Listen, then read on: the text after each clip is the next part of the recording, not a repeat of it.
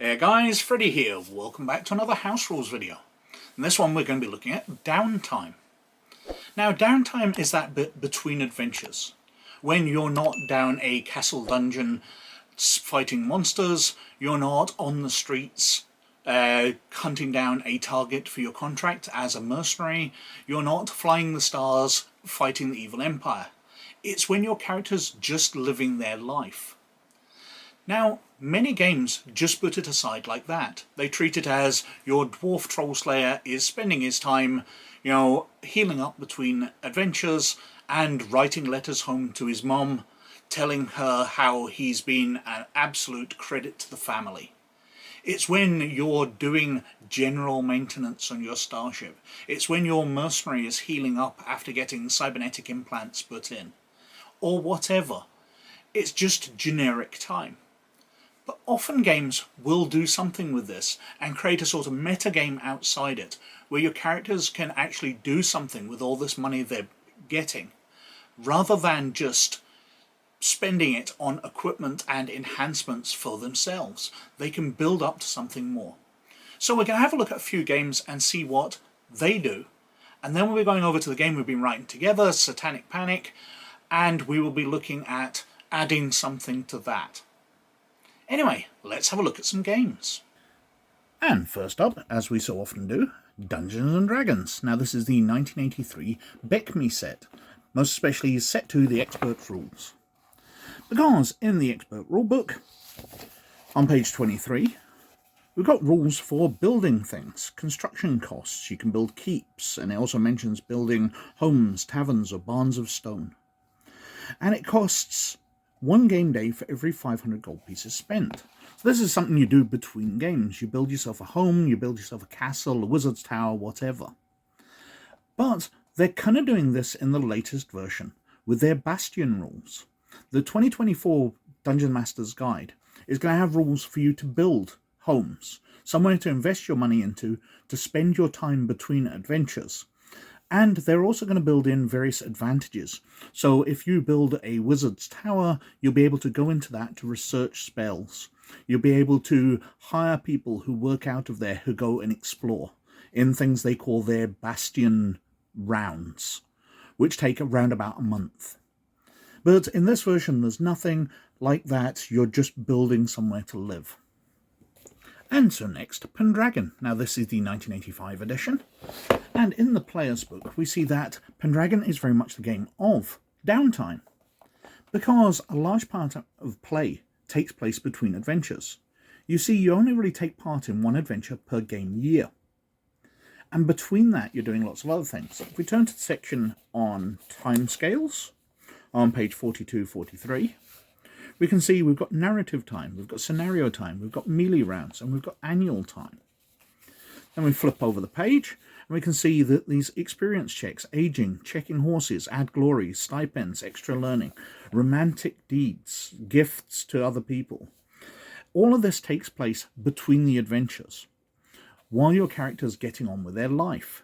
And the game is going to be very much about them finding the romantic love of their life, starting a family, because as your character ages out, as they lose attributes, as they pick up wounds, which mean they can't play, you'll start playing their children, and you'll pick up the family dynasty.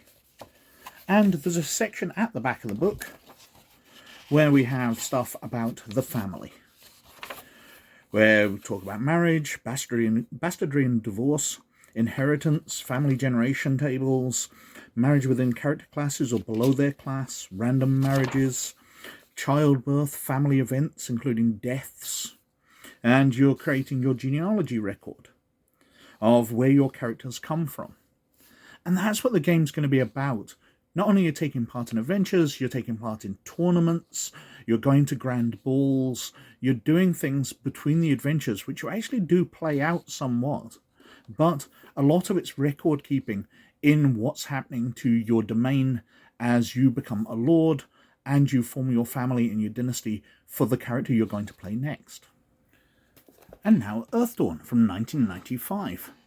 Now in Earthdawn, you can spend your experience pretty much straight away normally, increasing skills, increasing abilities, in the discipline and up to the circle you've already learned.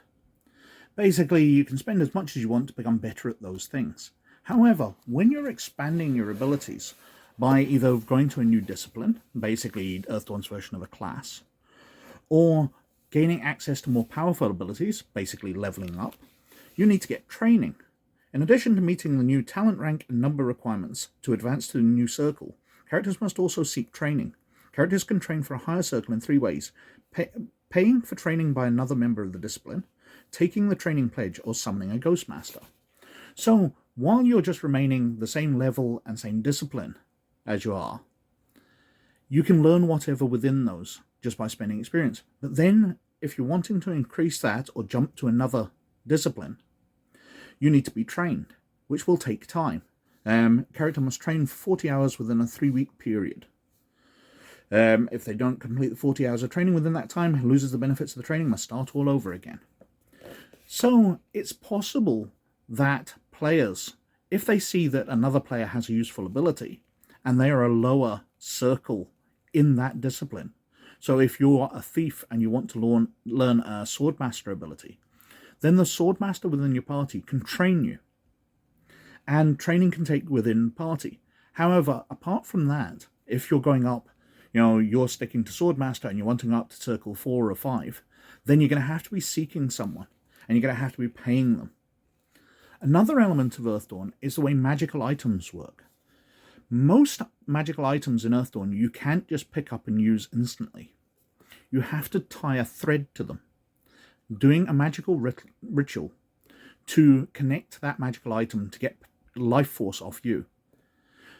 So you get a benefit from having a magical item, it gets powered off you. But if you ever lose that item, people can track it down.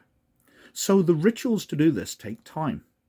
So between adventures, you're going to be binding threads to items you picked up in the last adventure, and severing threads to items you no longer want, so you can't mislay them and people can cast spells through the threads directly at you if they find one of your discarded magical items.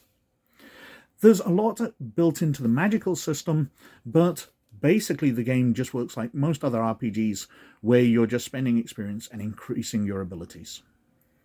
And next up, Shadowrun, 2nd edition from 1992.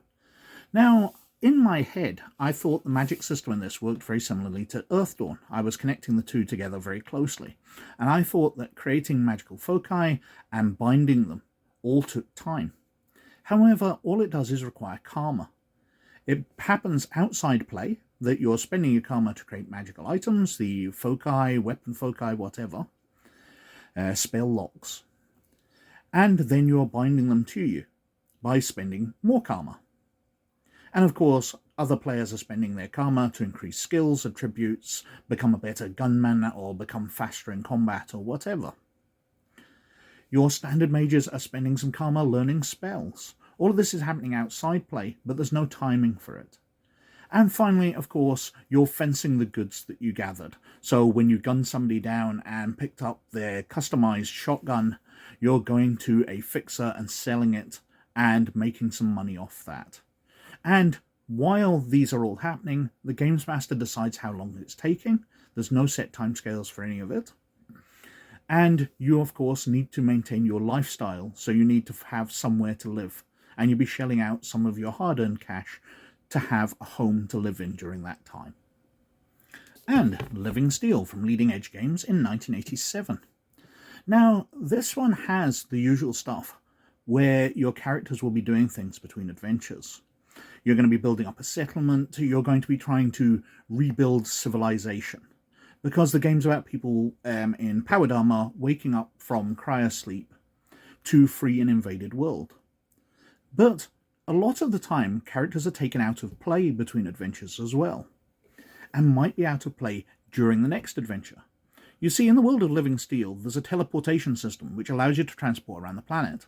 Now, normally that would have been instantaneous. You'd have got beamed up to a satellite, broadcast around, and beamed back down to the planet's surface. However, the satellites were attacked while the planet was getting invaded. So now you have to wait to get beamed up until a satellite is overhead. And then you have to wait until it orbits around the planet to where you want to be to beam down. So your character might be out of play after an adventure for a number of weeks until that satellite's in exactly the right place again to beam you down. Now this means that everybody tends to play, as well as their main character, they tend to play subsidiary characters, people that have been encountered on the planet, a doctor in a village, different people that you've encountered in adventures and recruited. And you will be playing those who obviously aren't as skilled and definitely aren't as well equipped as your main character, but you have to make do with them because your main character is currently in digital format in a satellite orbiting the planet. And when you are playing your main character, your subsidiary characters might be back at base and you'll be rebuilding civilization. So there's two layers to it. Your character's being completely out of play during downtime, and your character's doing stuff back at base while you're playing other characters in adventures. And next up, Traveller: The New Era from Games Designers Workshop in 1993. Now in this version of Traveller, a computer virus has ravaged the galaxy and made people discard technology because it could get taken over by the virus, or the factories which produced it have been destroyed. Which means that high technology is a lot rarer and it tends to be older, which means they've introduced equipment condition. So between missions, as well as your usual training to go up levels, just getting on with your daily life stuff, we've got preventative maintenance. So characters need to maintain their equipment to reduce the chances of them breaking down in use, as they are worn and you can't really get good parts for them. And that's one of the major parts in this more worn out version of the Traveller universe, that you're going to have to look after your stuff and spend time making sure it doesn't fail on you. And finally, Twilight 2013, which is obviously an offshoot of Twilight 2000, but this came out under license from 93 Game Studios in 2008. Now, when I first reviewed this, I was pretty critical of some of the decisions they made in the game world. Updating it from 2000 to 2013 meant they'd changed a lot of the game world. And some of the things in the rules I didn't like either. But one of the areas I was absolutely astounded by was how well they'd fleshed out the sort of meta game which happens in downtime. Because obviously you're in a post-Holocaust, post-apocalyptic, devastated world, and you can't just nip out to the shops for things. So they made a sub-game of all of that. If we flick over to page 184, we can see some of that. So we've got things like wear, maintenance, and repair. So because you can't just buy parts for your equipment, you're having to maintain it. So we've got rules for wearing it out. We've got rules for maintaining it and reconditioning it. And we've got rules for scrounging, so going out and getting parts. But more detailed than that, of course, you'll be scrounging for food. Your character requires food to do any activity. There's detailed rules for that. She'll be going out to try and hunt rabbits, to search shops for old cans, if you can find any prepackaged food from before the war. Doing various activities to keep yourself fed. Beyond that, there's also creating ammunition. We've got fuel. If you've got vehicles or generators, if you're needing power for any of your electronic items, then you're going to require fuel. So you're having to go out and scavenge for that as well. Or come up with different ways. There's different rules for making alcohol-based stuff. If you can get enough fruit, you can make alcohol, and you can power generators off that. We've also got rules here for building with different materials. You can build shelters to have somewhere to stay. There's construction rules, sample structures, everything it provides. You've got rules here for the world, so you'll be sheltering from weather. But beyond that, you're creating food, fuel, ammunition, you're maintaining your equipment, you're creating shelter. There's a whole load to do between missions. So there's a lot more to do in Twilight 2013 than just go out and shoot things. You've got this whole meta game which is taking part between adventures. So, these are the Satanic Panic rules, and hopefully I've remembered to link to them in the description down below, the shared Google document of these. Now, not a lot has changed. In fact, if we scroll down a couple of pages, we can still see the highlighted section from last time, which I haven't got around to removing yet, because I replaced the damage section. But scrolling right down to the bottom of the document, which is getting quite long, we're up to 25 pages now. After all of the equipment section, we can see I've added a section on downtime activities. Between adventures, characters can perform various activities. This is in addition to their normal lives. Assume they get on with day-to-day police activities, spend time with families, spend time on exercise and leisure activities. But we've got things like promotion. So characters which do particularly well in adventures will get promoted. Promotions are awarded to players by the Games Master depending on good play. So players which seem to be performing well, especially in creating good press for the police department, are likely to be chosen for promotion. The entire party may be promoted at the same time at lower ranks. Higher ranks will only be achieved after remarkable performance. So you can get up to about the mid-path fairly easily just by successfully achieving missions. But beyond that, you're going to have to be doing incredible things, saving a high-profile person to get promoted beyond that.